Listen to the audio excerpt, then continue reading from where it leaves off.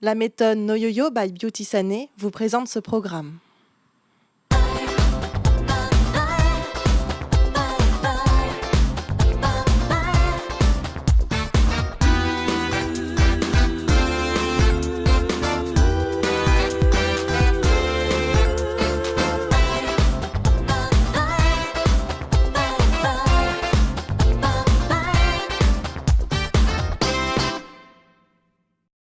Bonjour et bienvenue dans Des régimes et moi, la première émission où nous invités parlent sans complexe de poids, de régime et d'alimentation.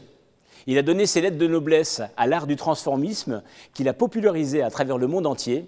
C'est une véritable bête de scène à l'énergie très communicative. Il est avec nous pendant cette semaine. C'est le transformiste italien Arturo Brachetti. Arturo, bonjour. Buongiorno, nous revoilà. Et nous revoilà pour une nouvelle journée consacrée à vos petits plaisirs alimentaires. Donc on va pouvoir découvrir comment vous gérez votre alimentation. Et puis pour cela, on va s'inviter chez vous. On va découvrir la meilleure façon de savoir comment vous vous alimentez, c'est de découvrir votre frigo. Et on a donc une photo de votre frigo. Alors je sais que vous en mettez plein la vue dans vos spectacles. Non, le frigo, c'est comme ouvrir... C'est une grande déception. C'est comme trouver un trésor, tu ouvres la caisse, elle est vide. Je ne sais pas qu'est-ce qu'il y a aujourd'hui dans le frigo. Ah oui, voilà. je vois, oui. Oui, il y a des œufs. Oh, mais il y a des œufs gourmandises aussi. Il y a des salades, il y a des potages que j'achète bio, parce que maintenant on achète tout bio, que je mange presque tous les jours aussi. Et il y a du sirop d'érable que je mange avec mon yaourt. Il y a de l'eau naturellement, de jus de pomme, je pense. Et puis, il y a, en haut, il y a les petits gourmandises. Là, c'est les péchés, il faudrait cacher ça parce que... La semoule au lait. Oui, alors ça me rappelle mon enfance. Ma grand-mère me faisait la semoule au lait le soir, l'hiver, tu vois, avec un peu de sucre. Et donc, j'ai trouvé ça dans les supermarchés français et je me suis dit, un petit prix pour un retour à l'enfance. Et je me fais ça. Je vais au restaurant, je ne prends pas le dessert au restaurant pour rentrer à la maison et manger la semoule. Alors que je pense que c'est plus salutaire, plus santé qu'une grosse cheesecake au restaurant. C'est sûr. C'est qui fait les courses chez vous, en fait? Moi, je fais les courses. J'aime bien aller au supermarché, mais je m'achète souvent du riz complet, des choses comme ça. Mais moi, l'autre diète que je fais, c'est la diète lesbienne. Je explique. Qu'est-ce que c'est? J'ai des copines lesbiennes américaines très marrantes. Et toutes les fois que j'allais chez eux, on mange toujours des trucs muesli, tofu, des trucs très santé, très sains. À voir, c'est pas extraordinaire parce que c'est gris, avec c'est pas très coloré, des petits grains, ou c'est un peu, tu vois, semoule au lait, un peu comme ça. Mais c'est très bon pour la santé, très, très, très salutaire. Donc moi, on l'appelait la diète lesbienne. Alors comment vous faites pour faire vos courses? Vous avez les marchés? Oui, je mets mon petit chapeau, comme ça on ne m'arrête pas à faire les photos. Et je vais au supermarché. J'ai quand même des supermarchés que je choisis, parce que par exemple, je préfère un peu les marchés où c'est de la nourriture un peu mieux. De toute façon, je suis tout seul, alors autant manger bien, au bio, ou par exemple à Turin, dans ma ville, il y a un nouveau magasin qui s'appelle Italy, qui est Italy, like to eat, tu vois le jeu de mots, hein? Italie, qui a commencé à Turin, mais après, maintenant, il a ouvert déjà à Rome et à Tokyo. Et à New York, il a gagné le meilleur magasin de bouffe du monde.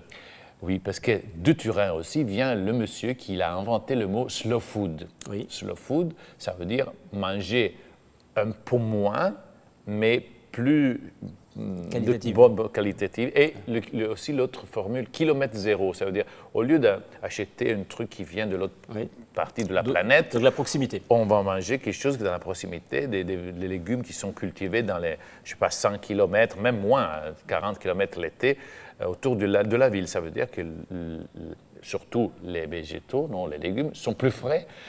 On espère, hein?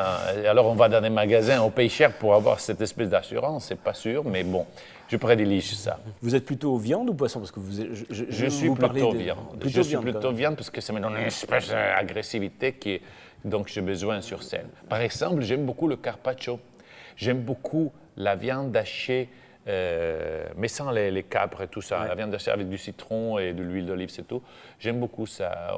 Dans ma région, au Turin, on mange beaucoup de viande hachée comme ça et ça me plaît, ça me plaît. Vous êtes plutôt fromage ou dessert, donc souvent Je suis plutôt dessert. Dessert, oui, on l'a vu, vous êtes un peu gourmand. Oui, je suis un peu sweet tooth, comme ils disent les Anglais. Alors que les fromages, c'est très bon.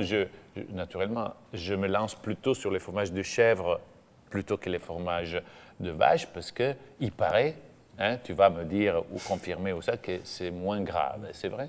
Oui, c'est sûr qu'il y a moins de matière grasse. Chèvre, brebis, ouais, je préfère, et donc je mange ce type de fromage, mais rarement. Et en parlant donc de sucreries, de dessert, c'est quoi votre gâteau préféré? Alors là, c'était beaucoup de gâteaux préférés, mais beaucoup d'entre eux interdits.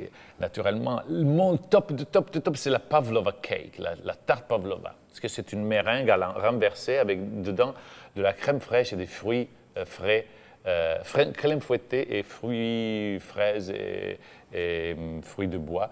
On la mange l'été. C'est une tarte qu'on sort du frigo comme ça, mais ça c'est bien lourd. Ou la tarte saker. Ça, j'aime beaucoup. Et puis, les millefeuilles et tout ça. Bon, enfin, là, on va parler carrément de drogue. Mais, comme on disait, souvent, je mange un petit bout ou j'oblige un autre à prendre le dessert pour pouvoir le piquer un petit peu. D'accord. Et je mange un petit bout et je mémorise le goût. Alors vous êtes, on le disait, d'origine italienne, donc on va revenir un peu aux pâtes. Donc pour combattre une autre idée reçue, est-ce que vous êtes du genre à mettre de l'huile dans l'eau quand vous cuisez vos pâtes? Moi, non. Moi, je mets seulement de l'eau, du sel, et puis j'envoie les pâtes. Donc, effectivement, vous ne mettez pas d'huile dans l'eau, donc c'est une idée reçue, effectivement. On voit souvent les gens ajouter de l'huile dans l'eau de cuisson des pâtes en pensant que ça va les empêcher de coller entre elles.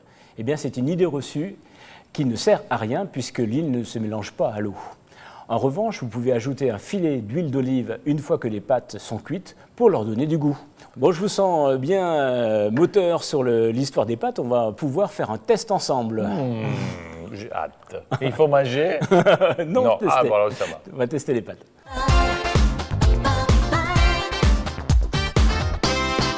Eh bien, Arturo, nous avons devant nous différentes variétés de pâtes, donc des pâtes complètes, des raviolis au fromage, des pâtes sèches au blé dur, également des pâtes fraîches aux œufs, et puis en dernier, des gnocchis. Qu'est-ce qui vous fait le plus envie de tout cela, déjà, pour commencer? Pour commencer, sans a priori d'une diète, je foncerai sur les raviolis au fromage. Que c'est les pires, n'est-ce pas? Je suis sûr. Bon, alors vous commencez déjà à empiéter sur le test parce qu'il va falloir les classer des plus caloriques au plus light. Alors d'après vous, qu'est-ce qui est le plus calorique? Le plus calorique, je pense que c'est les raviolis avec le fromage parce qu'il y a du fromage, il y a des carbohydrates, il y a sûrement un petit peu de sauce ou des herbes. Enfin, je pense que c'est les pires. On les prend tels que. Donc pour vous, c'est number one en calories. Oui. Les raviolis. Je pense que number two, entre ces deux, ici, il y a des œufs. Oui. Et ici, il y a des patates, des pommes de terre. Alors, je pense que ça, c'est plus lourd. Est-ce que c'est plus grave? Donc, deuxième position, les pâtes fraîches aux œufs. Je vais mettre ça. Troisième, je mets bien sûr les gnocchis parce qu'il y a justement les pommes de terre.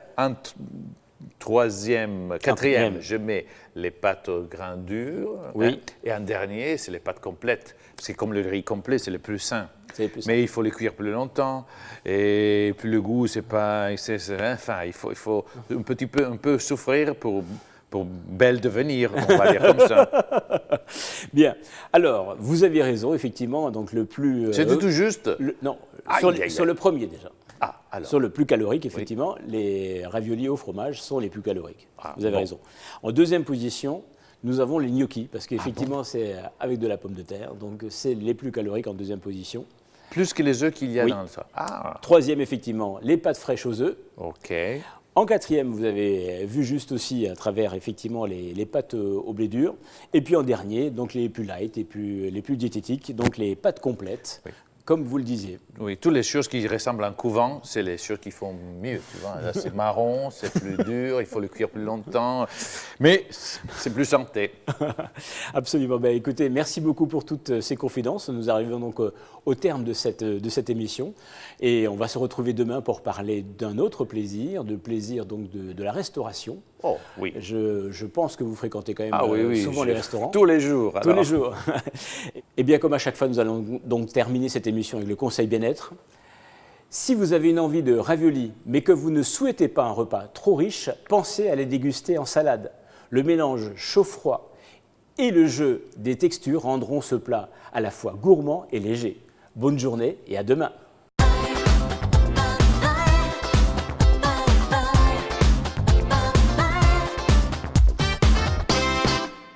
La méthode No Yo-Yo by Beauty Sané vous a présenté ce programme.